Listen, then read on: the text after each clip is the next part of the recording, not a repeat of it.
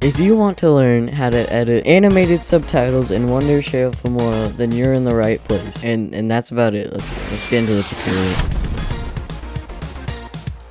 Alright, so if we want animated subtitles for your video, first thing you're going to do is you're going to want to drag a text in. It could be any of these, but we're just going to do default title, and we can adjust the font here. We're going to adjust the font to, maybe we'll just do this one, Rockwell Extra Bold, if you want to use the exact same settings. We're going to put that right in the middle here. Okay, we're going to go to advanced, and we are going to change this to whatever. Let's just change it to my name. There we go, Tony S. Alright, after we have our text bullet, we're going to want to change some settings. We're going to want to add an outline to our text. So we're going to go into advanced, we're going to go into outline, and instead of that pink, we're going to change that to a black. You can really change it to whatever color you want, whatever fits you best, right? You can also adjust settings like shadow. After you're done editing your text, you're then going to want to go to animation, customize, or you can come down here and click on keyframing. Either way, it doesn't matter. You're going to want to add a keyframe. You're going to edit this keyframe, and what you're going to do is you're going to change the scale to 90. And then we're going to go 1, 2, 3 frames over. We're going to add another keyframe. We're going to edit this keyframe and we're going to put it at 100%. Now,